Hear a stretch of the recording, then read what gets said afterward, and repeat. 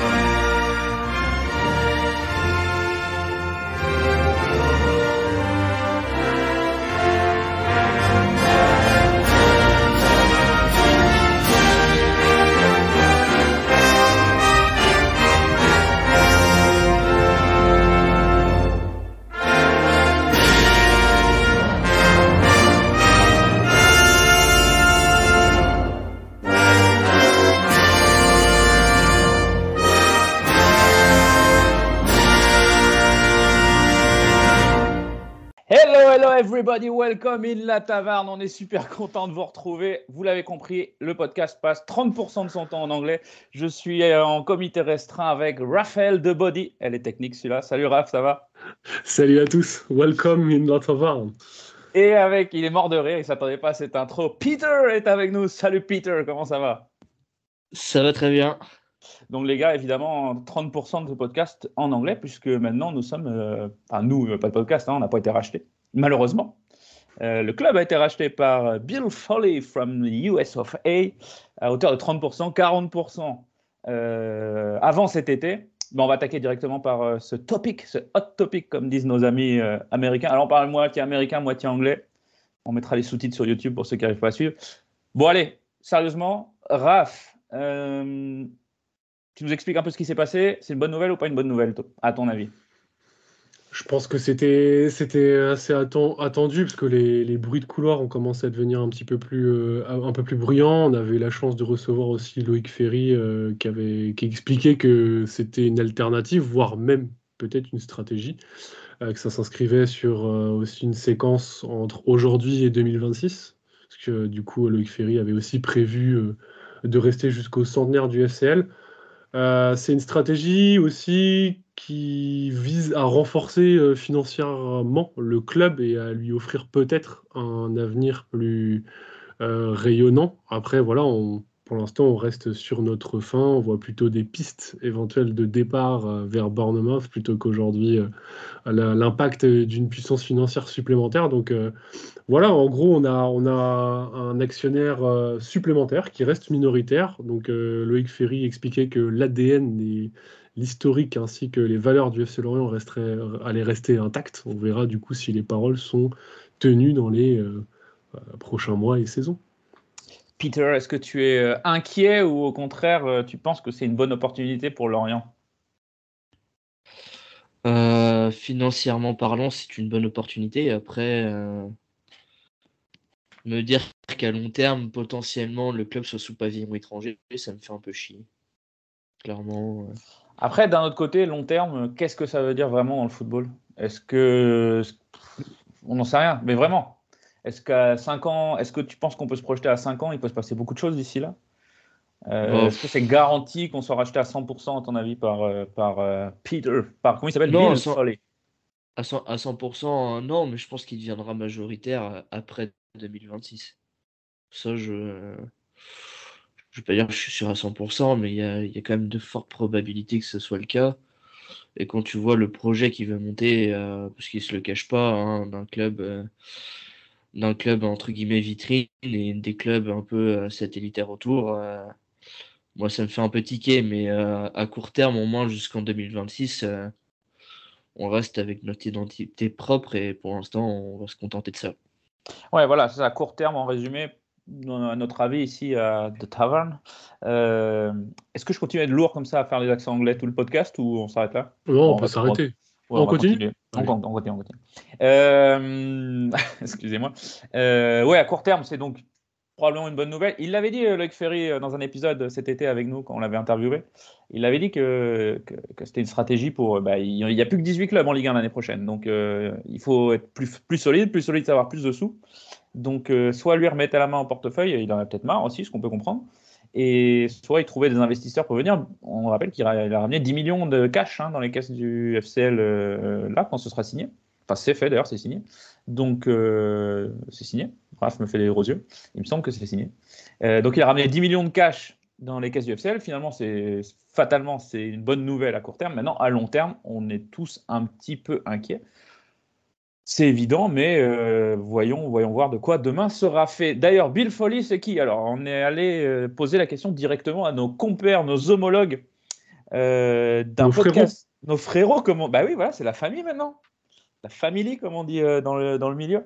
De Bournemouth, d'un podcast qui s'appelle. Alors, j'ai oublié le nom tout de suite, je vais le chercher en direct. Excusez-moi. En attendant, on est allé poser la question à la Cherries Red Army, l'armée rouge des cerises. C'est impressionnant. On n'était pas sur notre nom, je pense que bon bref, qui nous ont dit que en fait eux ils le connaissent pas non plus, parce que Bill Foley il est arrivé il y a un mois à Bournemouth, donc ils prennent un peu tout ce qu'il dit avec des pincettes, ce qui est normal, mais bon, ils n'ont aucune raison de s'en méfier a priori, ils avaient l'air contents. Et puis on est allé poser la question aussi au gars qui gère le compte Twitter des Las Vegas Black Knights. Silver Knight, Golden Knight, je sais plus. Excusez-moi. Les Vegas Golden Knights, les chevaliers dorés de Las Vegas. Puisque Bill Foley, il faut ramener, on va faire une petite présentation. Non, c'est un homme d'affaires américain, évidemment, qui a investi pas mal dans le sport. Il a failli acheter les Jaguars de Jacksonville. Il aurait dû. Il aurait dû. Belle qualification, une remontada. En divisional round. Exactement, aux dépens de les Los Ils ont gagné en wildcard, du coup, exactement. Ouais. Les Rams ou les Chargers? Ils ont gagné face aux Chargers. Ouais. Je confonds toujours les Rams et les Chargers. Bref, on s'en fout. Donc, il a failli les racheter, mais finalement, ça ne s'est pas fait. Il a donc acheté une équipe de NHL, les Vegas Golden Knights, une franchise d'expansion qui a été créée il y a quelques années, saison 2017-2018. Ensuite, il a acheté une équipe de développement pour la NHL à San Antonio qu'il a déplacé à Henderson. Donc, on n'est pas à l'abri que les Merlus soient déplacés aussi, peut-être, on ne sait pas. Et puis, il a acheté une équipe de football américain indoor qui s'appelle les Vegas Nighthawks, les aigles de nuit de Vegas. On est sur un... les Nighthawks, pardon, les chevaliers, les aigles chevaliers de Las Vegas, c'est très bizarre. Ah oui, c'est bizarre. On est très chevaleresque chez Bill Foley, visiblement. Tout ça pour dire que cette présentation n'a aucun sens. Il a donc acheté Bournemouth en décembre, et maintenant il prend entre 30 et 40%, donc à horizon de l'été, du FC Lorient. Tout ça pour dire qu'on est allé voir nos collègues des Vegas Golden Knights France, compte Twitter qui visiblement suit des matchs de NHL de Las Vegas spécifiquement en plein milieu de la nuit. C'est une passion comme une autre. Probablement des Savoyards, je vois que ça. Clairement. Et ils nous ont parlé de Bill Knight, et ils ont été sympas parce qu'ils sont même allés se renseigner auprès des insiders NHL, donc très sympa les gars. Et ils nous ont dit qu'en fait ils ont que des très bons échos de ce gars-là. Quelqu'un qui est passionné de sport, bon déjà c'est pas mal, parce que c'est pas tous les propriétaires, quand on voit les clubs qui sont rachetés en France à l'étranger, on peut pas dire qu'ils soient tous passionnés de sport. C'est plutôt pas mal, obsédé par la victoire, qui est plutôt bien aussi. Il va pas être déçu chez nous, mais bon, obsédé par la victoire, pourquoi pas. Prêt à tout pour gagner, même dépenser, quoi. Donc, on rentre clairement dans une nouvelle ère, visiblement. Et à Vegas, il est très très populaire. Tout ce qu'il fait dans le sport, tout ce qui se passe autour de la franchise, proche des joueurs, proche des fans, investi dans les projets. Bon, évidemment, américain, donc mentalité américaine, ça peut peut-être déranger chez nous, c'est ce que nous dit notre ami des Golden Knights France. On vous invite à suivre leur compte Twitter, c'est @nighttime FRA, Golden Knights France, et puis on vous invite éventuellement à suivre le compte Twitter de la Cherries Red Army, c'est @Cherries Red Army. Ils ne sont pas foulés pour le nom, ils ont bien raison. Voilà ce qu'on peut dire comme présentation de notre Bill Foley. Ce qui est gênant, Pierrot, c'est que ça passe sous pavillon étranger. Le FC Lorient à terme, déjà, c'est un premier... on est un peu chafouin. Ah oui, moi clairement, je suis pas fan de l'idée. Pour moi, ton club, enfin, il est en Bretagne, en France. Pour moi, il doit rester. Pour moi, les propriétaires doivent rester des entre guillemets des locaux. Après, tout ça des Américains. Ils veulent américaniser le football. Si c'est comme à Marseille où l'autre il veut que les buts comptent double en dehors de la surface, super quoi. Ouais, mais alors tu dis comme à Marseille, est-ce que tu penses qu'à Marseille, ils sont mécontents d'avoir un président américain, un propriétaire américain là? Bah, je pense qu'ils sont plutôt contents en ce moment, hein. Ouais, ils sont plutôt contents d'avoir un mec en dessous qui taffe bien et qui permet Ah ouais, au Tottenham mais de performer. Mais en soi, le président à Marseille, il a envie de se barrer aussi. Donc, mais non, ça me fait un peu chier d'avoir un ricain à la tête de Lorient, quoi. ouais, il y a forcément ce côté changement important pour le club qui inquiète, et je pense que c'est tout à fait normal. Nous, ce qu'on essaie ici de transmettre comme message, c'est de rester un peu calme et de ne pas partir dans des extrêmes, ni être trop optimiste en se disant tout va bien se passer. Il ne faut pas être naïf non plus, mais sans tomber dans des dramas. Raph, dans une Ligue 1 à 18, soit on grandit, c'est fini, quoi. Ouais, c'était un peu ça le fin mot de l'histoire côté Loïc Ferry sur l'interview. C'était que, bah, à un moment donné, il avait cette envie de voir autre chose à Lorient et d'aller chercher probablement l'Europe. Du coup, est-ce que c'est pas la meilleure stratégie? En fait, lui il définit ces deux axes, soit le renforcement financier pour faire du coup de jeu égal avec les grosses cylindrées, soit du coup trouver une manière par le sportif de faire quelque chose de bien. Est-ce qu'il n'est pas en train d'essayer de jouer sur les deux tableaux avec à la fois le fait de renverser la table et de mettre Régis Lebrise en poste d'entraîneur? C'était quand même un choix osé. Mhm. Et du coup, là, de mettre la deuxième phase de son plan en action, c'est-à-dire faire venir quelqu'un avec un peu plus de capacité de financement, peut-être aussi avec un carnet d'adresses, j'en sais rien, mais qui arriverait à faire passer la structure club dans une autre dimension. Il faut aussi expliquer que Loïc Ferry, je trouve, a déjà fait passer le FCL dans d'autres dimensions, notamment en vendant nettement mieux nos joueurs à l'export, notamment en Angleterre. Une vente comme Koscielny, ça a créé derrière l'espace FCL, etc., etc. Donc, j'ai l'impression qu'il sait ce qu'il souhaite faire, ce qu'il veut faire. Aujourd'hui, il n'a pas dénaturé l'institution FCL. Il a, oui, en effet, tourné le dos à un entraîneur majeur qui a été Christian Gourcuff, mais en dehors de ça, je pense pas qu'il ait tourné le dos à ce qu'est la culture club ou FCL. Après, on verra. On verra, du coup, avec ce passage majoritaire, probablement, dans quelques années, côté Bill Foley, on verra, du coup, s'il arrive à comprendre ce qu'est la culture du FCL aussi, et de voir si ça sera juste sa culture de la gagne qui viendra, on va dire, en surcouche à Lorient. Et peut-être pas loin d'avoir les Lorient Merluc Knights, les chevaliers merluchons du FC Lorient. Ce serait pourquoi pas. Non, évidemment, on serait absolument contre. D'ailleurs, un des premiers effets de cet accord, c'est des grosses rumeurs mercato. Et on va tout de suite commencer avec celle qui fait l'actu. Alors, au moment où on se parle, on est lundi soir.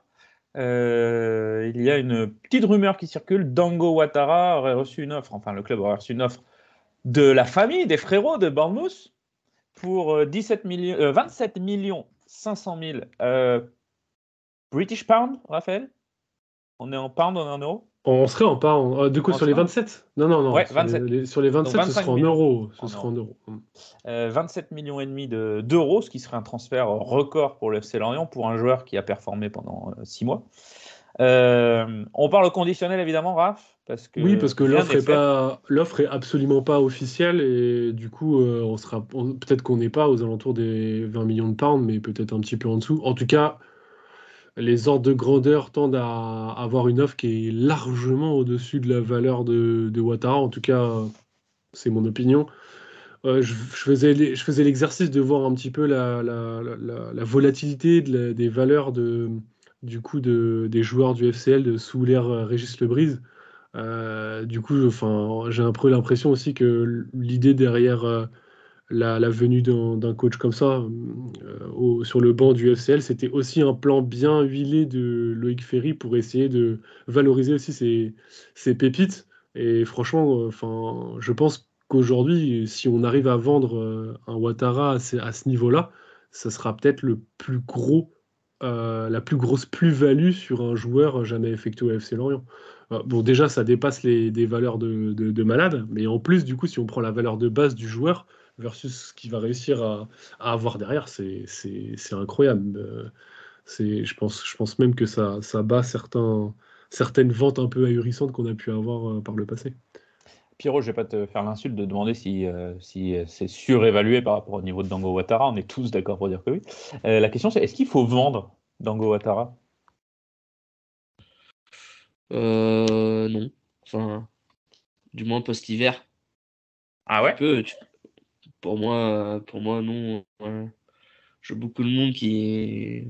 Bon, moi aussi, hein. Tu me donnes 27,5 millions, je l'envoie à l'aéroport, mais quand tu regardes dans le jeu, il est quand même presque systématiquement, quasiment tout le temps à la base de toutes nos actions et de toutes nos actions qui font but. Tu regardes juste le match de Monaco, à lui tout seul, il renverse le match. Voilà. Le match contre Lyon, il fait une masterclass. À Ajaccio, c'est lui qui. Enfin bref, j'ai plein d'exemples. Mofi est très bon, hein, il n'y a rien à dire là-dessus. Mais Ouattara est une pièce maîtresse, un peu sous-cotée dans l'effectif, je trouve. Et ouais, sportivement, ce serait une grosse perte, surtout si tu perds les deux en même temps. Si tu perds tes deux leaders d'attaque. Alors justement, est-ce que tu penses vraiment qu'on va perdre et Mofi et Ouattara? J'ai un peu du mal à y croire. Bah, c'est un peu la tendance qu'il y a. Hein. Ça me paraît gros quand même.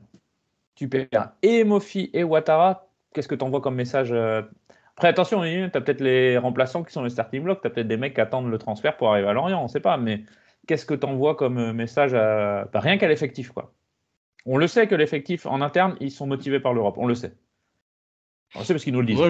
Moi, je change pas d'impression par rapport à novembre. J'avais déjà dit que les objectifs du club étant acquis dès le mois de novembre, le maintien, tout ça, que qu'en janvier, il y aurait un, voire deux cadres qui partiraient. Et on se dirige là-dessus. Pour moi, il faut que le club ait atteint son objectif. On va dire que la deuxième partie de saison, je ne vais pas dire qu'elle est entre guillemets en roue libre, mais t'as plus rien à attendre en fait. Et tu vas jouer l'Europe. Alors ouais, si tu gardes tes joueurs, oui, tu peux jouer l'Europe. Mais si tu en perds un, pour moi, ne serait-ce qu'accrocher la 6e place, ce serait compliqué au vu des concurrents. Après, tout dépend des remplacements éventuels, Raph. Ouais, non, je voulais revenir sur Ouattara. Je pense que je suis complètement aligné avec Pierrot parce que on oublie en fait cette capacité d'être un playmaker. Aujourd'hui, c'est quasiment lui qui fait les plus grosses différences à la course, dans les appels. Il provoque. Aujourd'hui, c'est le joueur au FCL qui génère le plus d'actions qui mènent à des buts. C'est quasiment celui aussi qui génère le plus d'occasions qui mènent à des tirs. Il est au coude à coude avec Le Fait. C'est le joueur qui tire le plus au but aussi. Enfin, grosso modo, il est omniprésent aujourd'hui dans les actions qui font mouche. Pierrot a donné quelques actions clés. Je pense que tout le monde a en tête du coup l'action sur le côté droit à Ajaccio où en fait il va la chercher tout seul. Bon, il n'y a pas que ça. Mais ouais, aujourd'hui, en fait, c'est sûr qu'on aimerait le garder. Il a une légère baisse de régime ces derniers temps, même si je pense qu'il arrivera à retrouver, on va dire, son niveau de jeu. Et ce qui est fou, c'est qu'il a réussi, c'est à chaque fois le point clé sur lequel on l'attaquait la saison dernière, à canaliser, on va dire, ces dernières touches, les dernières secondes pour conclure, soit à la passe, soit au tir. Vraiment, je trouve qu'il a énormément progressé sur ces aspects-là. Donc non, franchement, évidemment que tu as envie de le garder, parce que même si c'est un poste qui est plus facilement remplaçable, plus qu'un neuf de métier, ça reste quand même, après un Lorientais et puis un Ouattara en moins de 6 mois, quand même nos deux joueurs qui généraient le plus d'actions sur les côtés. Et après, il y a un dernier point, c'est qu'Ouattara, il défend plutôt bien aussi. Sur le système Le Brise avec une forte comment dire, propension aux latéraux à défendre bas, etc. Et sur un bloc bas, c'est quand même un point très important. Donc c'est sûr que je préférais le garder à la maison, mais 27 millions ou quelque chose s'en approchant, c'est quand même pas terrible, pas mal du tout, pardon. Ah oui, plutôt pas mal, 27 millions, t'achètes des Stéphane Dira avec ça. Est-ce qu'il est réaliste de penser, ou d'espérer, qu'il n'y ait aucun départ cet hiver? En se disant, cette idée en tête, non, allez, all-in sur la qualif en Coupe d'Europe, on essaye, et vous partez en juin pour... Est-ce que c'est réaliste de penser comme ça, Raph? Ouais, je répondrai assez de manière très courte. Je serais d'avis de dire que ce serait possible, sauf que là, en fait, on a des offres de Bournemouth. Du coup, en fait, je me dis il y a un coup fourré derrière. C'est que limite, c'était presque un peu prévu, ou en tout cas, l'entente va faire qu'il y en aura au moins un. Ce serait d'autres clubs avec juste, ok, t'as une participation d'un milliardaire, etc., mais qui n'est pas de lien direct avec d'autres clubs. Je me dirais, il met des sous pour faire en sorte que le projet aille encore plus loin. Là, j'ai un peu l'impression qu'on a une porte dérobée où en fait on sait qu'on va en perdre au moins un. Donc c'est ça qui me fait dire qui me fait dire Ouais. qu'on va en perdre. Pierrot? Oh bah, je crois que Raph a vraiment tout dit là-dessus. Je le rejoins à 100%. D'autres rumeurs mercato, on va pas développer tout ça, on aura l'occasion d'en parler dans le Ferry Time 6 le 31 janvier à partir de quoi, 21h30, 22h, Raph, c'est toi qui gères la Ouais, à régie. peu près, ouais, ça va être ça. On va prendre l'antenne, allez, on dit 22h, si jamais il y a des nouvelles chaudes brûlantes, on prendra l'antenne avant évidemment. Puis on n'a pas de problème technique cette fois-ci. Et si on n'a pas de problème technique, il n'y a aucune raison, on a travaillé pas mal hein, entre deux Ferry Time. Donc 22h, allez, on dit 21h30 le 31 janvier, Ferry Time pour suivre en direct le départ de Terem Moffi pour 35 millions à Leicester ou à Nice. Nice qui est dans la bataille. Qui s'accroche Oui, s'accroche, je bah, trouve. c'est bien de s'accrocher. Ouais, c'est c'est bien. très bien. Ouais, il paraît qu'ils Mais vont jouer en apparemment, Orange l'année ces prochaine. en agents Tango. pousseraient pour le faire jouer à Nice. Bah plutôt oui, que- mais les agents, ils prennent un petit chèque, ils prennent une petite commission sur chaque transfert. Tu m'étonnes qu'ils poussent les mecs. Mm. Ils sont pas bêtes, hein. Ils sont pas bêtes. Voilà, donc les quelques rumeurs. Bon, Enzo Lefebvre qui a été mis dans une rumeur ce lundi de départ à Bournemouth aussi. Là, je pense qu'il faut aussi savoir raison garder. Enzo Lefebvre va pas partir jouer la Championship parce que Bournemouth. Alors vous dites Bournemouth, je sais pas, Bournemouth, on s'en fout. Ça a l'air de partir droit vers la Championship. Les gars du podcast The Red Army Cherry, je sais plus quoi, me disaient qu'ils en sont à supplier le coach de partir, qui est un jeune coach inexpérimenté qui a pris le gig, comme on dit, et ça marche pas. Gary Neal et O'Neill, je sais plus.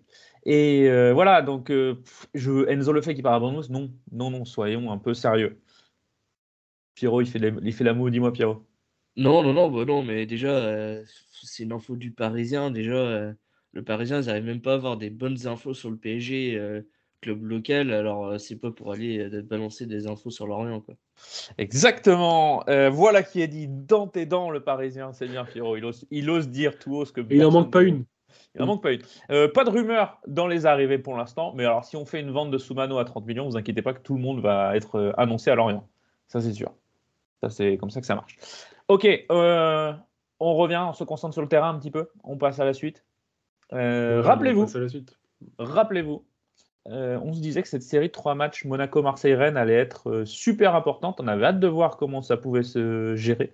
On s'était dit dans l'épisode précédent que si on faisait 4 points sur cette série, ce serait plutôt pas mal. Et on pourrait en avoir 3. On devrait en avoir 3. Il n'y en a qu'un. On a fait 2-2 contre Monaco à la 94e RAF. Ouais, rageant. Après, faut revenir aussi sur ce qu'a été ce match. On n'a pas, déjà, on n'avait pas la possession, comme très souvent cette saison. Je trouve que du coup, les Monégasques ont montré de très belles qualités. Avant ces quelques minutes où on a pris vraiment le jeu à notre compte avec un double but 75-77, un truc quelque chose comme ça. On a quand même beaucoup subi, je trouve. On était très très bas encore une fois. On a eu une occasion avec Moffi, je crois, en début de match, 17e minute. Puis après, Johan Katlin avec quelques incursions et des frappes un peu lointaines, mais derrière, assez peu de choses à se mettre sous la dent. Mais je trouve qu'on a subi aussi défensivement avec un Mbolo qui nous a fait mal aussi avec son physique, etc. D'ailleurs, c'est comme ça qu'intervient le but après une petite connerie, j'ai envie de dire, en défense. C'est un peu dommage parce que je trouve que défensivement, on arrivait quand même à ne pas trop plier. Oui, un peu de chance quand même, parce que finalement, à 2-1, on était tout content, tout fier, etc. Mais je trouve Ah qu'au ouais. global, avec toutes les transversales aussi qu'il y a pu avoir pour Monaco, je trouve que globalement, le 2-2 n'est pas immérité. Par contre, c'est vrai qu'on n'arrive toujours pas à verrouiller une rencontre. Franchement, à 2-1, avec une occasion de Stéphane Diarra à la toute dernière minute, tu te dis, bon, franchement, on retombe dans des travers. Tu dois tuer le match, quoi. Tu dois tuer le match, tu fais autre chose, et puis c'est terminé. Là, franchement, j'ai un peu l'impression qu'on a presque fait exprès de se prendre ce dernier but, quoi. Pierrot, 2-2 qui n'est pas immérité sur l'ensemble du match, mais le scénario, il laisse beaucoup de regrets, quoi. C'est dur de perdre 2 points comme ça. Ah bah, clairement, si tu prends sur 90 minutes, on peut pas dire que oui, le 2-2 est pas immérité pour Monaco, mais le scénario du match, quand à la 92e, tu gagnes 2-1, tu as l'occasion de tuer le match, tu fais de la merde, et derrière tu prends un but. Pour moi, c'est 2 points, vraiment 2 points de perdu. Et, peu importe la physionomie du match, à la 90e, t'as pas le droit de perdre ce match-là, surtout à domicile. Surtout que ça fait un moment qu'on n'a pas gagné à domicile d'ailleurs. Ouais. Euh, ça Bon, ça commence changera contre à. Rennes. Puis c'est dommage parce que tu. Enfin, tu pouvais faire vraiment un coup à ce moment-là du match. Tu pouvais être quatrième ex aequo avec Rennes. Enfin, tu faisais vraiment le coup de cette journée-là. Et au Ah bah final, oui. bah, tu te retrouves une journée plus tard très très bien écarté du top 4, quoi. Ce que je vous propose, c'est d'ouvrir le dossier 92e minute. Décortiquons ce qui se passe. Un contre rondement mené. Oui. Stéphane Diarra part seul au but. Alors déjà, est-ce qu'il doit aller au but ou est-ce qu'il doit chercher le poteau de corner et gagner du temps? Déjà, première question. Non, je trouve que l'occasion est suffisamment franche pour se dire qu'il y a une vraie occasion. Je pense qu'on l'aurait encore plus pourri s'il était allé au poteau de corner. Là, clairement, Oui. il doit finir l'action. Il doit finir l'action. Bon, il ne la finit pas. Tu parlais de baisse de régime tout à l'heure pour Dango Ouattara. Stéphane Diarra, donc, qui ne finit pas l'action. 6 mètres pour Monaco, si je ne dis pas de bêtises. Puisqu'il. Oui, c'est ça. C'est catastrophique. Ça repart. Centre qui vient de la gauche. Ponceau qui ne va pas défendre, pressé. Ponceau qui est rentré en cours de match. Il n'a pas l'excuse de la fatigue. Il est rentré à la 63e. Il n'a pas l'excuse de la fatigue. Et Talbi qui se fait devancer sur le but, si je ne dis pas de bêtises, de Ben Yedder. Qui est le coupable, messieurs? Pierrot. Stéphane Diarra, pour moi, tu dois plier le match 100 fois. Même si la défense, enfin, les torts sont partagés, mais le plus gros tort pour moi, c'est Stéphane Diarra. Ouais, Raph, t'es d'accord avec ça? Il doit tuer le match Ouais, là. ouais, parce que je trouve que c'est un ballon qui est assez facile à négocier quand même. Il est plutôt dans une position, je trouve, préférentielle. Après, je trouve qu'il y a un truc que j'arrive pas à comprendre chez cette équipe de Lorient, c'est qu'on fait jamais de faute utile. Or là, en fait, 93e minute, Ponceau, il sort dessus, limite, il lui met une boîte, on va pas, tu vois, enfin, je sais pas, il y Non, a un puis manque même aller d'agressivité. contester le centre, quoi. Parce que Ouais, le centre, il est tranquille, quoi. c'est pas C'est son possible de frère. faire ça. En plus, il a que 28 minutes dans les pattes, comme tu disais, donc non, ça peut pas. Ouais. Et d'ailleurs, on va faire un peu de billetterisme, on va un peu rentrer dans la tête de Régis Lebris. Stéphane Diarra ne joue pas contre Marseille, il rentre même pas. Est-ce que c'est sanction? Je pense que c'est pas sanction, c'est plus. De toute façon, il a fait que 5 minutes, du coup. Oui, il rentre à la Voilà, ça. 83e Donc, minute ou 84e. globalement, il a plus de temps de jeu, Stéphane Diarra. Il préfère Kathleen désormais. Il y a Ouattara qui est en feu à droite. Ouais, et en fonction du contexte de match, la plupart du temps, en fait, il laisse Ouattara. Mhm. Et après, il fait rentrer Cyrine Doucouré à gauche ou Koné en fonction de ce qui se passe. Donc en fait, Diarra est presque passé 14 ou 15 dans la hiérarchie.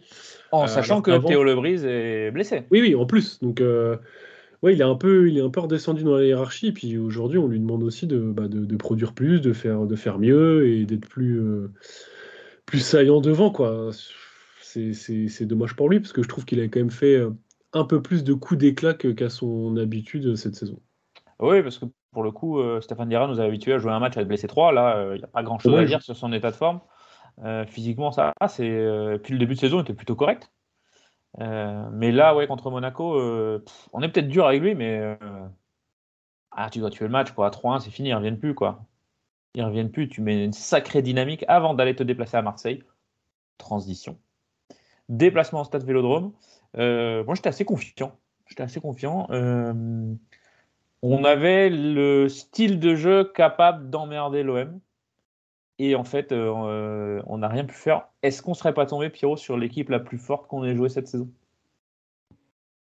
On rappelle que Pierrot, tu Non, étais au stade. Hein. ouais, mais alors j'étais au stade, mais quand tu es au stade en parquage, le sportif, tu regardes pas 90 minutes le terrain. Mais pour revenir à ta question, non, Lens c'était au-dessus pour moi tactiquement. On a quand même pris Ah un ouais? sacré bouillon. Alors, on a quand même pris un sacré bouillon chez eux, je trouve. Ouais. Après Marseille, oui, clairement, ils nous ont bouffé. C'est surtout leur défenseur et la capacité à aller à faire du déplacement de fonction qui nous a perturbés. Je regarde, moi, j'ai souvenir la première mi-temps où je voyais Mbemba ailier gauche, ailier droit. Il a même eu l'occasion où il est tout seul face à Manoné en numéro 9. Heureusement que ça reste un défenseur central et qu'il la met 15 mètres au-dessus. Parce que sinon t'as très vite, tu prends très vite le bouillon en première mi-temps. D'ailleurs, être à 1-0, ouvrir le score, c'est un petit hold-up, au passage. Ah bah c'est Et oui, être, à- oui, c'est. et être au match nul à la mi-temps, c'était très bien payé. Moi, j'avais un peu peur de deuxième mi-temps qu'on souffre physiquement pas sur la fin. Et bon, on a souffert dès le début et on a rien pu montrer après. C'est dommage. Raph, Ouais, je me suis un peu posé la même question que Pierrot.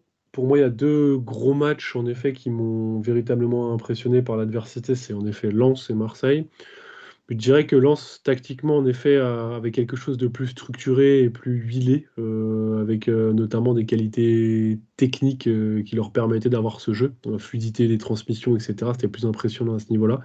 Par contre, c'est vrai qu'à Marseille avait hyper impressionnant sur l'aspect physique, l'énergie qui dégage et surtout la vitesse sur le terrain. Et comme le disait Pierrot également, en fait, c'est cette adaptabilité avec un système un 3-4-3 qui en fait est tout le temps en mutation, avec des défenseurs qui, du coup, en effet, vont jouer le surnombre. Donc je pense que c'est très compliqué tactiquement pour essayer de dépasser ça.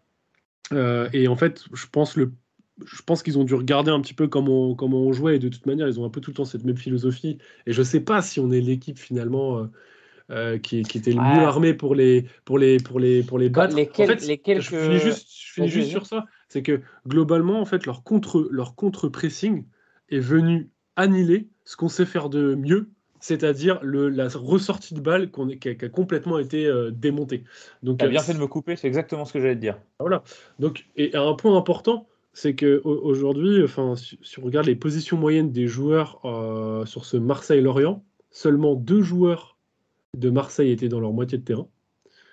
Et côté Lorient, deux joueurs étaient dans la partie marseillaise. Donc, du coup, concrètement, on s'est fait bouffer territorialement, physiquement, dans les intentions, etc. Et je trouve que ce qui est fou, c'est que si on avait réussi à mettre un petit peu plus de vitesse et technique là où il fallait, par contre, Marseille donnait énormément de possibilités, énormément de boulevards derrière. Et je pense qu'une équipe un peu plus costaud que nous qui applique le même plan de jeu, franchement, peut les taper deux ou trois fois sur contre. Bon, Euh, il suffisait aussi de jouer bien les contres aussi, quoi. Ouais, Ouais, c'est ça. voilà, c'est Ouais, ça. t'as, En fait, t'as deux ou trois contres où tu peux. J'ai un exemple en première mi-temps, à un moment, t'as Enzo qui part seul, t'as Mofi qui fait un appel à droite, je crois que c'est Ouattara qui est à gauche, c'est un 4 contre 1. t'as, Ouais, c'est un 4 quasiment. Là où il t'as, se fait, t'as- là t'as où il se fait deux, blesser. pas évident. t'as deux possibilités et non, tu t'enfonces tout seul et tu obtiens un coup franc qui donne absolument rien derrière. Donc, il y a 2-3 comptes dans le match où ça aurait Bah, pu être ce mieux contre-là, joué et qu'on aurait pu pour lui moi, c'est mettre en criminel. danger. C'est criminel, en toute proportion gardée, mais c'est 4 contre 1. Allez, on va dire 3 contre 1 parce que tu as un joueur qui est un peu décalé si tu veux. 3 contre 1 et tu pars tout seul, dribble en arrière, crochet et tu te fais choper la chine. Tu dois mieux gérer. Tu sais très bien que tu ne vas pas avoir 12 000 occasions. Ça doit être beaucoup mieux géré et Enzo le fait. Il arrive à trouver des passes stratosphériques à longueur de match. Tu sais très bien qu'il peut mieux gérer ça. Donc, est-ce que c'est pas la pression du stade, des choses comme ça? Mais en effet, comme vous l'avez dit, sur les quelques situations où on a bien ressorti le ballon, bah, tout de suite, et on a eu une situation, alors peut-être pas forcément une grosse occasion, mais une bonne situation devant, quoi. Donc c'est un peu frustrant. Mais comme l'a dit Le Brise en conférence de presse, vous savez qu'on est assez client de ces conférences de presse, les joueurs ont probablement appris beaucoup là-dessus, Raph, non? Ouais, c'est ce qu'il disait. Il disait que Marseille a mis la barre très haute et du coup que c'était finalement presque un cap pour le groupe, pour montrer aussi vers où l'équipe devait aller d'un point de vue physique, d'un point de vue engagement, etc. Je dirais même tactique, parce que je pense qu'il a vu quelque chose d'assez intéressant en tant que tacticien. Je pense qu'il a dû aussi aimer voir ça, même si derrière ça donne une défaite. Il y a un autre point aussi, c'est que quand on regarde aussi l'animation côté marseillais, il y avait une énorme surcharge côté droit avec Mbemba, Elder, Malikowski aussi qui du coup a surchargé le côté de Le Goff, le pauvre, qui s'est fait complètement aussi, qui a été dépassé aussi par les événements à ce niveau-là. Et je pense que là aussi il y a une volonté de nuire grâce à cette surcharge côté droit marseillais. Donc on s'est pris un peu. Est-ce qu'on ne se serait pas pris une deuxième masterclass après Lens? Je pense qu'on n'en est pas Ouais. loin. Oui, parce que moi je disais que c'était l'adversaire le plus fort. Je pense qu'ils sont au-dessus de Lens quand même, mais même si Lens est très costaud, mais c'est les deux matchs où j'ai senti aucune. Une impuissance. Ouais, une impuissance en disant, bah là, on se fait dominer, quoi. Je rajouterais aussi que les changements de Régis Lebris, je les ai trouvés, petit 1, peu inspirés. Presque du changement pour faire du changement, parce que j'ai pas senti une volonté de renverser la table. Et petit 2, bah, inefficace, quoi. Bah, je suis assez d'accord avec ça, hein. Ça a pas eu l'effet escompté. Ça a été un peu. Ouais, non, pas terrible, pas terrible, parce que du coup, si on résume, on a vu qui? On a vu qui rentrer, que je me trompe pas. Alors, Koné pour sa traditionnelle entrée en fin de match. C'est ça. On a eu également, et j'essaye de meubler pendant que je retrouve mes petits ici. Non, bah, Innocent qui est rentré, du coup. Oui, Non Innocent Ouais. qui rentre Et en Aouchiche, cours de match. du coup. Et Aouchiche qui n'a pas apporté grand-chose, mais bon, Non. Aouchiche, je sais pas, grosse hype quand il est arrivé. Enfin, grosse hype. On a dit dans le Fairy Time, on a recruté un mec tout cassé. Très fort en Coupe de France. Très tout. Oui, Ouais, bah moi, oui. j'ai trouvé qu'il essayait de faire quand même des choses intéressantes à Marseille. Au moins, Ouais. tu vois, il va tirer, il va pas. Tu vois, il dit qu'il avait le ballon, il essayait de quand même de créer, essayer de créer quelque chose. Je sais pas, je trouve. Et à chaque fois, il rentre dans le fin de match et tout. J'aimerais le voir une fois titulaire, peut-être le week-end prochain contre une vraie équipe. Hein. Je parle pas de la Châtaigneraie, pas pousser non Mais plus. je pense qu'il va jouer, hein, Oui, contre face à Bastia ce Bastia. week-end. Ouais, je pense, hein. Ouais, Possible. j'aimerais bien le voir titulaire en 10 sur tout un match. Parce que moi, j'ai vu quand même 2-3 choses intéressantes. Après, bon, c'est pas du très grand football, mais il a été quand même blessé en première partie de saison. Il revient petit à petit. Pour moi, ça reste un bon joueur. Bon, après, si à la fin de la saison, le gars, il a toujours rien fait, là, il faudra se poser des questions. Mais Bah, parce que c'est censé être le remplaçant d'Enzo quand même. Donc, mine de rien. Je voulais attirer votre attention sur Johan Katlin, qui, tu l'as dit, Raphaël, tout à l'heure, entre dans la rotation de plus en plus. Et on a enfin vu des corners très bien frappés. C'est même là-dessus que Terem Moffi marque. Raph. Oui, passeur décisif, du coup, Kathleen. Je trouve qu'il a essayé de retenter un petit peu les attaques qu'il a pu mener en Coupe de France avec incursion repiquée dans l'axe, frappe pied droit, etc. Il a retenté ça plusieurs fois. Un petit peu plus remuant qu'à l'accoutumée, qui fait un petit peu plus qui a un peu plus la différence Je trouve que ça commence à monter un tout petit peu en régime. Je pense que la confiance du coach aussi l'aide pas mal. Donc, j'ose espérer qu'il puisse continuer dans cette lignée-là, parce qu'on voit de plus en plus d'ingrédients. Donc, ouais, plutôt, je dirais pas séduisant, parce que le mot est fort, mais ça commence à avoir un petit peu de la gueule. Donc, j'attends de voir un petit peu plus de constance. Je pense que d'un point de vue défensif, en revanche, ça vient pas aider hein, Le Goff hein, sur son côté. Ouais, on sait que ce côté-là a besoin d'être un petit peu renforcé. Un mot, Pierrot, sur Vito Manone. On voit de tout, on entend de tout, bidon ou très bon. Tu te situes où?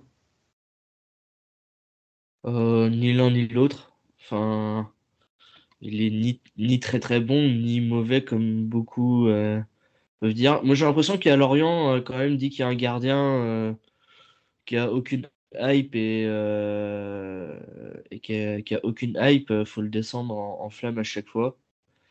C'est l'impression que ça me donne. Sur le premier but à Marseille, il est responsable? Non, pour moi, non. Ça vient vite. Hein. Alors oui, il est en retard sur sa sortie, mais t'as un mec qui fait 3,50 m en défense centrale qui va pas au duel et qui lâche son joueur, et t'as un mec latéral gauche depuis 10 ans qui laisse toujours centrer les joueurs adverses. Donc si tu laisses centrer les mecs, forcément il y a des occasions, donc forcément il y aura des buts. Donc à un moment donné, je trouve que le gardien c'est la cible facile. Sur le deuxième but, elle va tellement vite du stade qu'il peut exactement rien sur le faire. Et deuxième, le troisième but, il il est contré. Alors, qu'est-ce que tu veux lui reprocher? Il te sort une parade dès les premières minutes où si tu le prends ce but-là, tu prends une valise derrière. Donc après, C'est possible. Ouais. Tu as mentionné quelqu'un qui fait 3,50 m en défense et qui saute pas. C'est le dernier joueur dont je voulais parler aujourd'hui. C'est Krislin Matsima. C'est une déception, Raph, ce qu'on voit là. Au bénéfice de la blessure de Laporte, il a du temps de jeu. Il n'a pas joué contre Monaco parce que, donc, vu qu'il est prêté par Monaco, on rappelle qu'il est prêté avec une option d'achat à 10 millions d'euros. Le FC Lorient va-t-il relever l'option d'achat? Vous le saurez en exclusivité dans le Ferry Time 6. On vous donnera la réponse. On a l'information. Raph, sans trahir l'information, est-ce que c'est une déception, Krislin Matsima, pour toi? En tout cas, ça vaut pas 10 millions.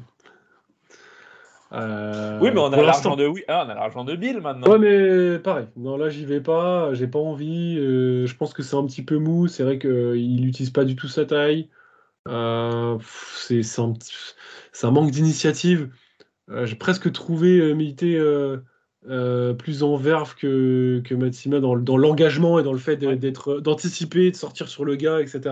On rappelle que Meïté a joué contre Monaco, du coup, c'était son premier match de la saison. Exactement. Mais moi, j'ai presque préféré avoir un gars comme ça qui peut se trouver et faire des erreurs que quelqu'un d'assez apathique, finalement. Désolé encore pour un terme un peu hardcore. Mais globalement, ça donne pas envie. Donc, vivement le retour de Laporte. Désolé, le choix est tranché, mais pour le coup, la charnière Talbi-Laporte, je trouve, a montré beaucoup plus de sérénité et de fermeté aussi sur le plan défensif. Aujourd'hui, en fait, tu peux pas jouer face à l'OM sans cette charnière. Julien Laporte qui devrait revenir contre Rennes, selon nos informations, si je dis pas de bêtises. Donc, on espère revoir la charnière Talbi Laporte. Rennes, c'est le prochain match de championnat, mais avant ça, Coupe de France, puisqu'on s'est qualifié 6-0 contre la Châtaigneraie. Un mot là-dessus rapidement sur ce match-là, messieurs. Le boulot a été fait contre une équipe de R1, c'est toujours un piège. Tu vas jouer sur un terrain dégueulasse, mais bon, on est un peu habitué à jouer sur des terrains dégueulasses. Après, tu joues une équipe de R1, quoi. Ouais, non, mais t'es pas à l'abri de. Quand tu te fais piéger contre une équipe de N2, les mecs, ils sont pas pros, mais ils ont le même rythme de vie que des pros, donc. Il y a déjà des pros chez nous qui n'ont pas le rythme de vie. Oui. Ça me surprend moins de te faire surprendre par une N2 qu'une R1. Oui. Mais Pierrot, que se passe-t-il? Vous ne soulignez pas le but de l'Autrichien préféré, de votre Autrichien préféré? De l'archiduc. Qu'est-ce que tu veux dire? Il joue un peu, il marque et après on le fait jamais jouer. Mais, il va peut-être être notre numéro 9 titulaire, on n'en sait rien d'ici Je suis 2 résigné. semaines. Non, non, j'avais juste un truc à dire, c'est que voir des mecs célébrer un 3-0, un 4-0 contre une équipe de R1, C'est moyen. pour se chier dessus contre Monaco derrière, à un moment, faut aller se faire Oh, foutre. c'est pas chier dessus contre Monaco, faut pas exagérer. Mais oui, c'est vrai que c'est moyen. Apparemment, ça s'est assez bien passé avec les joueurs, hein. Les joueurs de La Châtaigneraie avaient demandé aux joueurs du FC de le porter un t-shirt en hommage. Il n'est pas mort, hein, un gars de leur équipe qui s'était blessé, qui ne pouvait pas jouer ce match-là, et ils l'ont fait et tout. Donc apparemment, ça s'est très bien passé. Donc ça, c'est plutôt bien. Mais oui, célébrer un 3-0 contre une R1, comme tu dis, Pierrot, c'était pas forcément nécessaire. Bref, ce premier tour est passé. Nous voici en terre corse pour la suite. Ça sera contre Bastia, le Sporting. Un peu plus compliqué, Pierrot. Bah, un peu plus compliqué, sachant que c'est à l'extérieur. C'est un déplacement long en Corse. Eux, ils sont contents de recevoir une petite Ligue 1 chez eux. Il y aura de l'ambiance, c'est un samedi soir. Bon, après tu sors d'un match au Vélodrome, donc niveau ambiance, ça va, tu seras un peu plus acclimaté, mais ça ressemble typiquement au bon match piège où tu vas aller te retrouver au tir au but, quoi. Le gros traquenard chez le 7e de Ligue 2, Raph, tu le vois venir? Bah ouais, je veux bien une petite séance de tir au but, mais est-ce qu'on n'aurait pas un petit Bartouche au tir au but qui ferait une séance de folie? Moi, j'allais y venir. Ah, monsieur le Tu... connaisseur. Non, en vrai, c'est sûr, c'est le piège, le piège est tendu, ça va jouer physique, ça va jouer au mental, etc. Donc, je pense que là, le choix du 11 va être un peu délicat, il va être un tout petit peu plus mixte, je dirais, que ce qu'on a vu face à la Châtaigneraie. Je pense qu'il va quand même mettre une ossature un peu Ligue 1 et des joueurs, on va dire, un peu de rotation en complément. Pour Mais voire même à jouer peut-être une équipe bah, A, si je puis dire. Je sais pas. Oui, J'avoue. après, pour moi, tu dois mettre l'équipe type hormis le gardien où tu dois faire tourner. Parce que tu peux. Non, non, je suis désolé, t'as des Bartouche. réseaux. Oui, non, On, non, non, mais moi, c'est pas on- sur Bertouche. Moi, Bertouche doit jouer, oui, mais c'est on pas. Pour prolonge moi, tu mets depuis pas 10 ans, le. on le fait jamais jouer. J'ai envie Ah de le non, voir aucun problème là-dessus. contre une bonne Mais tu équipe. mets pas l'équipe type sur le champ, quoi. Ah si, bah si, Ah ouais, si, clairement. Bah, franchement, déjà, pour moi, tu mets pas Enzo, tu mets Aouchiche. Enzo, il va se faire Oui, massacrer mais là-bas. j'ai bien dit hormis un ou deux joueurs. Donc sur 11 Oui, joueurs, ouais, d'accord. sur 11 joueurs, j'en mets 8-9 titulaires. Je mets 8-9 titulaires de base. je pense que les quatre défenseurs jouent. Sauf Laporte, du coup, qui sera pas. T'auras Je, Meïté, t'auras je suis Meïté. désolé, mais avec les Ouais, rumeurs peut-être. mercato de départ de joueurs et tout, en championnat, si tu veux aller jouer l'Europe ou faire un truc, c'est mort. Ah. Honnêtement, c'est Mofi qui mort. se fait découper par Seinati, vous le voyez venir ou pas? Non, J'imagine. moi, Fini, La deal revanche. pour moi fâché. en Coupe de France, tu dois aller loin. Pour moi, tu dois gagner ce match. Tu dois aller. Après, ça dépendra du tirage, mais pour moi, tu dois faire le plus beau parcours possible. Bien sûr, mais Et, de là à et là, mettre. tu joues une Ligue 2, tu es dans enfin, Ouais. entre guillemets, l'obligation de gagner, parce que non, t'es supérieur. Et pour moi, tu dois mettre l'équipe type. Après, j'aimerais bien mettre Aouchiche pour voir ce que ça donne. Mais hormis lui, le gardien, je mets l'équipe type, quoi. Mais Je tu pense joues que la comment, ligne du de coup? 4 de derrière, je la change. Tu Ah ouais? mets. Bah ouais, le Goff, faut qu'il souffle. Euh, Tu verras peut-être du Meïté, Matsima en défense centrale. Et à droite, Igor. Tu prends des risques hein, derrière avec Matsima et Ouais, Meïté. mais. Bon, c'est mon opinion. Tu mets bon que? Tu mets Bonke, ouais. S'il faut un mec solide au milieu. Tu Ouais, sais que tu tu vas te veux faire. mettre une équipe qui va se faire torcher, quoi. Non, non, non, non. Tu mets. Tu Après, joues tu en 4 laisses. un 4 un Ouais. avec Aouchiche et puis. Et Ouais, Kathleen. non, mais au milieu, tu fais jouer à Ah, Bergel, du coup? Bon que à Bergel, ouais, peut-être, ouais. Aouchiche. Ouais. Ok. Et dans l'axe, enfin, tu fais jouer Koné. Tu fais jouer Koné. Ok. Et Diarra. Diarra et Kathleen. Ouais, Théo Lebris, a priori, n'a pas repris. Si on peut en plus reprendre là-bas, bon courage, quoi. Donc, ouais. Ouais, ouais. Une équipe un peu hybride, un peu, pas forcément l'équipe B, mais Bon, de toute façon, on sera vite fixé puisque ça se joue ce week-end, dès ce week-end. Le match est dimanche et il est à... J'ai plus l'horaire en 18h30, un tête. truc comme ça, non? Ce serait la deuxième série, nanana, c'est à C'est 18h. c'est samedi qu'il est, non? C'est Plutôt. samedi, pardon, excusez-moi, samedi 21 janvier. Tiens, c'est l'anniversaire de ma maman. Bon, c'est très bon anniversaire. 21 janvier, 18h. Je suis en roue libre, moi, ce soir. Je suis comme le board du FC Lorient. Je suis en roue libre. Donc, je disais, l'occasion de retrouver Joris Seinati, le célèbre tireur de coup franc, celui qui a le plus bombardé Lorient depuis le général Rommel en 1940. Donc, l'occasion, s'il met un coup franc contre nous, c'est en deux. Il n'en a pas mis un quand il jouait chez nous. Il était venu, la force de frappe de Joris Seinati. Il avait pris une dizaine de coups francs dans la saison. Il n'y a pas un qui était cadré. Voilà, qui on va retrouver ce week-end. Un mot à ajouter sur le contexte Bastia, Pierrot. Tu fais le déplacement? Non, je travaille. Ah là, tu l'aurais fait sinon? Par curiosité? Non, parce que j'ai été à Furiani en début de saison. Donc, T'as fait Ajaccio aussi? Ouais, j'ai fait Ajaccio. J'ai fait tous les stades en Corse. Mais oui, c'était le 31 août. C'est Ouais. pour ça que tu pouvais pas nous joindre. Tu étais au milieu du maquis, là, et ça passait pas. Voilà, c'est ça. Et voilà, c'était pour le Fury Time 5. Allez, on continue, on développe parce qu'on s'enlise à Bastia. Là, derrière, c'est Rennes, 3e équipe du triptyque de la mort qui attendait nos merlus. Rennes qui vient de taper le PSG. Alors, est-ce que c'est une référence? Je sais pas, parce que le PSG en ce moment, pas extraordinaire. Est-ce que vous êtes confiants avant ce match, messieurs? Eh bien, assez bizarrement, je dirais que oui. Ouais. J'ai l'impression, je sais pas, j'ai l'impression qu'on va faire un résultat et qu'on va aller chercher ces 4 points sur 9 et de relancer un petit peu la machine. Donc, moi, j'y crois. Je pense que Rennes n'est pas dans la meilleure config non plus. Et ouais, je vois bien, je viens bien une petite victoire sympathique pour nous relancer. Ouais. Pierrot? J'ai totalement confiance au fait qu'on va gagner. Je suis assez d'accord avec vous. Je pense qu'on va les tabasser. Je sais pas. On va les tabasser 1-0. Oui, on les écrase 1-0, aucun problème avec ça. Le match aura lieu donc vendredi à 19h, vendredi 1er février. À 19h. Non, 21h. Non, je dis n'importe quoi, à 21h. Et c'est le 27 janvier, j'étais déjà parti c'est le sur 27. Reims, moi. Excusez-moi. C'est le 1er 27 février, janvier. c'est Reims à 19h. Suivez pas mes conseils programmation football, vous allez rater pas mal de matchs. Donc Par c'est le contre, 27 Pierrot janvier est à expert 21h. sur les programmations parce qu'il connaît nos résultats en fonction de la programmation et ça donne le score du match et la victoire du FCL en fonction Ça, du créneau. il lit dans les horaires de la LFP. C'est ça. C'est magnifique.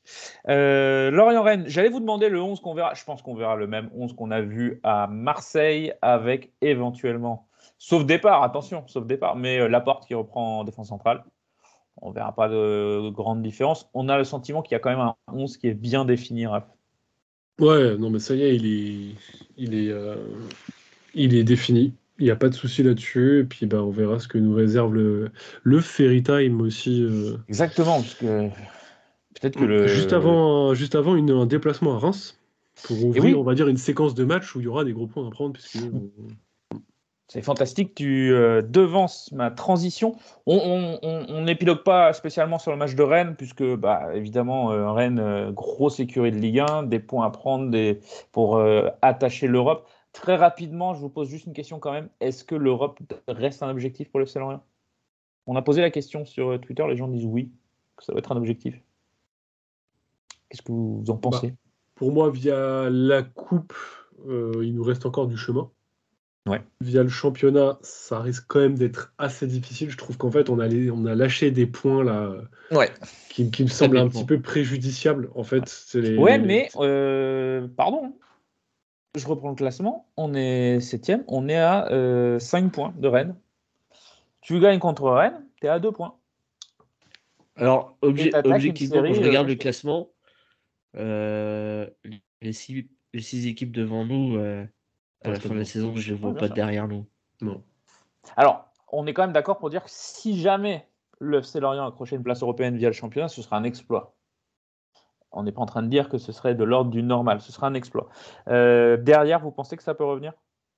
Clermont est juste à 4 points de nous. Lyon, Nice. Peut-être Nice. Lyon, non, Nice peut-être, mais Ça s'arrête là, quoi. Je trouve qu'on a un assez bon matelas d'avance pour moi, à date, si on est hors top 8, Oh, bah, à la même fin de hors la top saison. Ouais, 7. faut s'accrocher là. Je Bon. pense que là, il faut faire top 7, meilleure place de l'histoire du club à nouveau. ça va être, Ça a déjà été le cas. ça sera pas facile hein, quand même. Bah, Sur la c'est durée. quoi ce qu'on disait à l'instant, c'est peut-être Nice qui va revenir, quoi. Bah, toi, tu veux faire 7, c'est ça? Bah, 7, c'est la meilleure place de l'histoire du club. 7, c'est Donc, jouable. j'aimerais qu'on la batte, cette 7e place. Mais refaire 7, c'est 7, jouable, mais je ne vois pas 6 en fait. Enfin, on a Lille, Monaco, Rennes, Marseille, Lens, Paris. En fait, si tu vends personne, ouais, si tu commences ouais, à voilà, un il y ou a ça deux aussi. joueurs, sachant que tu sais pas ce que tu récupères après, c'est ça Temps le. d'adaptation. Ouais. Le mercato d'hiver, on le dit pas assez, c'est quand même de la merde. Donc, la série justement dont tu nous parlais, Raph, après ce match de Rennes, c'est du Reims à Reims. On reçoit Angers, on va à Nantes, on reçoit Ajaccio, on reçoit Auxerre. Ça, c'est pour le mois de février. Et après, c'est Lyon et Troyes. Bref, que des équipes qui ne sont pas en forme. Cette série-là, mine de rien, elle est aussi hyper importante pour la suite. Tu la gères bien, tu reprends des points sur les équipes de devant, là. Pierrot.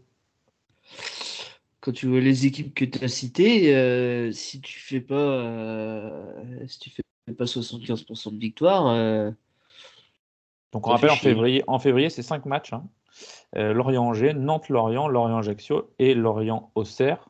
C'est donc 4 matchs, pardon, 12 points à prendre. Et Reims, Ouais, 5 matchs, 15 points à prendre. et si je dis pas de conneries, 3 matchs à domicile. Et 3 matchs à domicile, 3 matchs à Lorient-Angers, domicile. Lorient-Ajaccio. Non, pardon, Lorient-Angers, Si. Lorient-Ajaccio et Ajaccio et Lorient-Auxerre. Lorient-Auxerre, c'est à domicile. Ouais. À Nantes, t'es pas loin.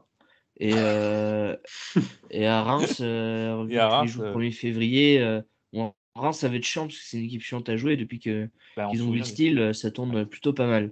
on se Mais, souvient qu'ils avaient posé des problèmes au Moustoir. Hein. Ils nous avaient d'ailleurs tenu en échec. mais là, pour moi, Angers, Ajaccio, Auxerre, si tu fais pas 9 points. Bah, si t'as des ambitions, tu fais 9 points. Ou 7. Bah non, mais tu Non, regardes 9. juste l'état des Angers, c'est équipes. bon. Angers, on va pas aller refaire un match Non, mais tu peux purge, on faire va les match nul tabasser. à la Beaujoire, tu vois. Mais t'es obligé de gagner contre Angers et Ajaccio à domicile. Tu Oui. joues quand même contre 3 relégables. Hein. Ceci Bon, on dit, va à se chaque prendre un fois. but de Gaëtan Charbonnier quand il y a Auxerre. Ça va, par contre. Il est Ah non, plus il est à parti à Auxerre. Saint-Étienne. Il est parti Non, à il est à Saint-Étienne. Saint-Étienne. C'est bon, ok, j'ai rien dit. Mais c'est tellement c'est Lorient de perdre contre Christophe Pellissier. Mais oui. Ça, Le c'est bien retour vrai. de Pélis au Moustoir, c'est vrai, on aura l'occasion d'en parler. Bref, Ovation un mois de ou pas? Ovation pour Christophe Pellissier. Ben, moi, j'applaudirais. Oui, moi je peux Ok. dire aussi. Hein. Alors, franchement, il nous maintient 2 ans d'affilée. C'est sûr que, bon, tu regardes à l'aune des résultats de Régis Lebrise et c'est dur Ouais. pour lui. Mais Il n'a pas eu il nous les fait honneurs, monter je en trouve, de Ligue sa 1. sortie aussi, tu vois. Il nous fait monter en Ligue 1. Déjà, on n'oublie pas. Il y en a qui Ah ont non, essayé, attends. ça n'a pas marché. Il remplace un entraîneur que je ne nommerai pas, d'abord. Oui. Voilà. Il nous fait monter en Ligue 1. Champion de Merci France de le Ligue Covid. 2. Champion de France de Ligue 2. Ouais, merci le Covid, rien du tout. Champion de France de Ligue 2, point barre. Le règlement, c'est pas nous qui l'avons fait. Hein. Champion de France de Ligue 2. Tu te maintiens en Ligue 1 après une deuxième partie de saison de légende. Et reste Avec dans un la légende du Terem club. Moffi équipé de Timberland. Ça, c'est dans la première partie de saison. C'est ça. Dans la deuxième, il a mis les Nike Future Vapor. Saison suivante, on se maintient. Là, c'est beaucoup moins facile, évidemment. Mais il remplit les objectifs. Le job est fait. S'il se fait pour citer au résumer, Moustoir, je trouve ça dur. Hein. Pour résumer, c'était vraiment pas beau à voir, mais le job a été fait, quoi. D'ailleurs, une information, Lorient-Ajaccio 19 février devrait probablement ne pas avoir lieu. Je serai présent au Moustoir, normalement. Et vu la chance que j'ai cette saison, le match ne devrait pas avoir lieu. Pareil, hein, pour Montpellier-Lorient, fin mai, au mois de mai, comptez pas sur le match pour se dérouler à l'heure et à la date prévue. Vous aurez noté ça. Ok, ben on passe aux questions de nos auditeurs. Pierrot, je ne sais pas si tu les as sous les yeux. Pendant que tu cherches ça, si tu veux, je peux en citer quelques-unes. Alors, on nous demande qui sont les noms sur lesquels est le FC. Tu prends celle de Twitter, Pierrot, si tu veux bien. Moi, je prends celle de Instagram. Et sur Instagram, Allomato, toujours pertinent nous demande combien est-ce que nous devrons réinvestir, c'est bien une question de banquier ça, combien nous devrons réinvestir après les grosses ventes attendues. Alors admettons que nous vendions Terem pour 30 millions et Dango pour 27 millions, ça fait 57 millions d'euros. Sur ce total, Raph, est-ce qu'il faut tout réinvestir tout de suite ou on se met à l'abri? Bah après, est-ce que tu vas avoir les opportunités pour claquer autant? C'est ça aussi, qui. Mais c'est sûr que si tu as envie de garder une ambition, il faut que tu mettes au moins 25-30 millions sur la table pour aller prendre 4-5 joueurs. Après, ça fait beaucoup de salaire aussi derrière. Faut voir aussi comment tu arrives à trouver l'équilibre. Après, est-ce qu'on a des joueurs clés aussi à prolonger? Parce que ça peut être. Enfin, C'était déjà fait, sauf pour un, quoi. Ouais. Enzo qui refuse de prolonger toujours. Apparemment, c'est vraiment là, c'est au point mort. Là, Ouais, à mon avis, c'est dead. Ouais, Hein. bon, si Même c'est une au super point blinde, mort, ça marcherait part pas. cet été, donc est-ce que l'argent que tu as là, tu l'investis pas pour préparer ton équipe pour la saison prochaine? Complètement. En fait, tu as deux options. Soit du coup, tu bloques les joueurs et tu essaies de finir en Europe. Soit du coup, tu les laisses partir et tu construis la saison d'après qui peut-être peut être meilleure que celle actuellement. Si le Brise reste, si le projet commence à décanter. Sachant que la saison prochaine, la 7e place sera européenne. C'est vrai. Putain, on s'est trompé d'une saison pour jouer bien au foot, quoi. Oh, c'est dramatique. C'est dramatique. Je continue et après on prendra les questions Twitter si tu veux, Pierrot. Bon, c'est les mêmes que sur Insta, hein, Ouais, globalement. bon, bah, parfait. Nicolas Guéron demande si la 5e place est jouable. Non, soyons réalistes. Non, 5e. franchement, non. Excusez-moi, j'ai répondu à votre place, les gars. Mais... Non, devant, c'est trop fort. Hein. Non, c'est mort. On nous demande des informations sur Terem Moffi, est-ce qu'il va partir? Bon, ça quand même, ça commence à sentir. Si c'est pas en février, c'est en juin. Mais alors, des questions puisque ça tourne beaucoup sur les réseaux sociaux depuis la nouvelle Ouattara qui partirait. Est-ce qu'on peut faire confiance à Loïc Ferry? Je vais me permettre de répondre à votre place, Raph et Pierrot, puis vous me dites si vous êtes d'accord ou pas avec moi. Pourquoi est-ce qu'on ne lui ferait pas confiance? Alors on se souvient de ses débuts un peu chaotiques au FCL, l'affaire Gourcuff, enfin bref, ça fait quand même pas mal d'années. Jusqu'à présent, il n'y a aucune. Depuis la descente en Ligue 2, en fait, il n'y a aucune raison de douter au-delà de Ferry, du bord de l'Orienté, de douter de ce qu'ils font.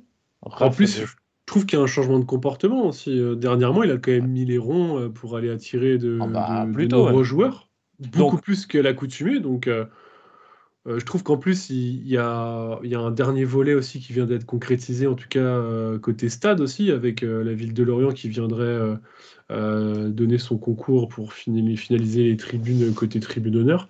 On a Ça, c'est pas fait, ça. Oui, c'est pas fait, mais ça a l'air d'être plutôt...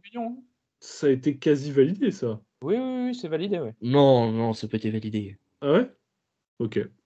Bon, ça fait 2 ans que c'est au point mort et que... Non, dernièrement, j'ai cru voir passer l'info que ça y est, c'était dans les petits papiers. Hein. Ouais, moi j'attends de voir. C'est comme le stade à Brest où ça fait 50 ans qu'il doit se faire et qu'il est toujours pas... ce qui est comparable. Bah, après, je trouve que du coup... ça reste des politiciens. Hein.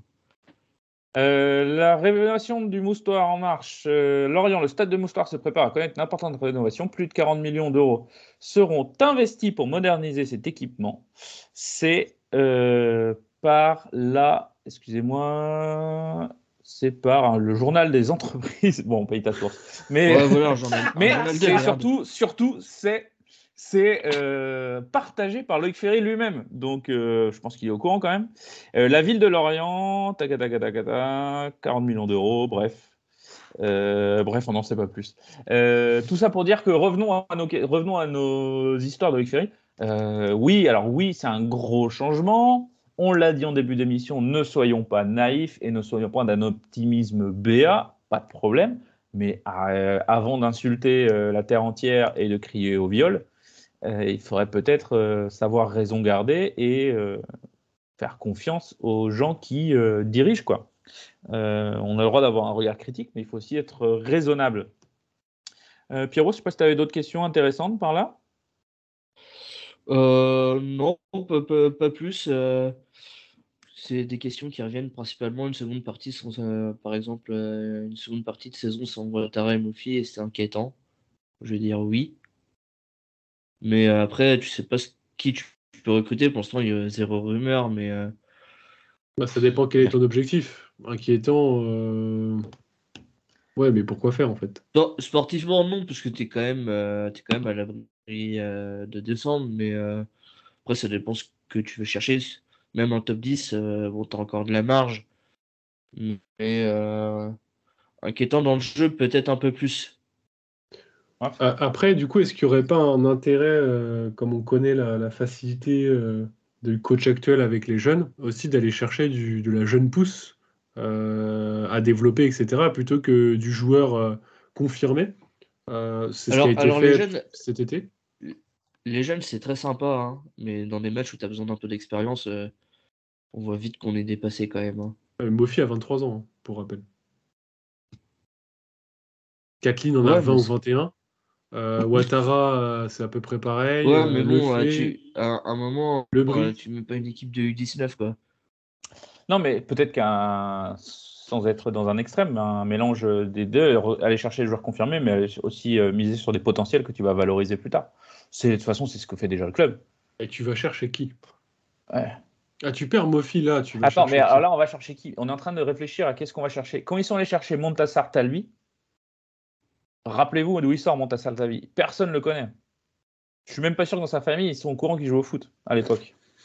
Ils vont le chercher au Rubin Kazan, si je me souviens bien. Ouais, c'est ça. Ouais. Il s'en va parce que c'est un peu le bordel en Russie et tout. Bon, il arrive. Rappelez-vous ce qui s'est passé le jour où on l'a signé. On se dit, mais c'est qui? Bah, franchement, si ça travaille en sous-marin comme ça, allez-y les mecs, allez nous chercher des gars, pas de problème. Montassar Talbi, c'est une énorme pioche. Non, c'est clair. Moi, je me suis convaincu que le 31 décembre dans le Ferry Time, ça va être une folie. Ah non, mais ça va 31 bouger. janvier. 31 janvier. Non, mais ça va bouger, c'est sûr, ça va bouger fort parce que tu te permets pas d'avoir de très grosses offres et d'aller jusqu'au bout sans forcément éclater la tirelire de l'autre côté. Il y aura, le club va être assez transformé si on va jusqu'à vendre 2 joueurs majeurs, ça c'est sûr. En fait, il faut pas. Est-ce que vous vous rendez compte du fait qu'on va avoir 40 millions peut-être en budget transfert du coup sur cette fenêtre hivernale? C'est. Alors, Et Football jamais Manager. les 40 millions seront réinvestis, hein. Non, mais tu auras plus que 40. Mais du coup, tu vas utiliser 30, 35. Go. Bon, si, je pense franchement. Non. Excusez-moi, je découvre qu'on a fait un tweet. Alors, je vous raconte ça. Hein, c'est le 29 mars 2022, on avait fait un tweet. C'est une photo d'Enzo sous la flotte et on disait afin de se préparer psychologiquement à un départ pour Bournemouth, c'est sous la flotte qu'Enzo le fait a signé avec son nouvel agent. Énorme. Énorme, 29 mars, voilà. Est-ce que Lolo n'est pas dit, bah tiens, je vais demander à Bournemouth s'ils veulent bien signer avec nous. Bref, voilà, on se lance des fleurs. Question des auditeurs, c'était un petit peu tout. Alors évidemment, ça tourne beaucoup sur les sujets d'actualité. J'espère qu'on a fait le tour. On n'a pas non plus beaucoup plus d'infos que ce que vous pouvez imaginer. Donc, on vous dit ce qu'on sait. Sur le mercato, en tout cas, on n'a aucune idée. On sait juste que les joueurs, ils ne sont pas forcément pour un départ de joueurs importants, mais c'est normal. Ils ont des objectifs. On peut imaginer qu'ils visent l'Europe en interne, Raph. Clairement. Du coup, si on reprend les propos d'Abergel à notre micro, c'était j'ai envie de jouer autre chose que le maintien. Bah, j'ai envie de te dire, t'es en plein dedans. Voilà. Donc, Bon, on a fait un petit peu le tour de l'actu. Actu chaude. On se retrouvera évidemment le 31 janvier à partir de 22h ou 21h30. Si vraiment c'est chaud, mais normalement 22h pour le Ferry Time numéro 6 qui s'annonce. Alors en fait, est-ce qu'il va être meilleur que le Ferry Time 5? On rappelle ce qui s'est passé le 31 août. Je ne sais pas combien de signatures, des deals annulés, tout ça. Bref, c'était assez du micmac légendaire comme le fax. Comme le fax qui ne fonctionne pas. En tout cas, on vous attendra. Est-ce qu'on fait gagner des trucs le 31 janvier, Raph? Ah bah, on peut. Hein. Ouais. On n'a pas les autocollants à faire gagner Ah, si, pourquoi pas. Les autocollants, ça fait rêver tout le monde. On va voir. On va se lancer dans le merchandising. Si on a des sponsors, ce serait plus facile, mais on va voir ça. Dites-nous dans les commentaires si vous voulez du merchandising La Tavarde. On va se jeter, on va regarder, on va poser un regard là-dessus. Pardon, il est tard à l'heure où on enregistre, je perds mes mots, je suis fatigué. Donc le Ferry Time, c'est le 31 janvier à partir de 22h. On vous attend nombreux. J'en profite pour vous dire que si vous nous écoutez sur YouTube, on lâche des commentaires, on s'abonne, on fait la cloche, c'est bien pour le référencement, tout ça. Si vous nous écoutez sur une plateforme audio, abonnez-vous au podcast, c'est hyper important, ça nous permet éventuellement de faire venir des sponsors, d'être vus et tout. Donc on aimerait bien avoir un peu de sous pour améliorer tout ça.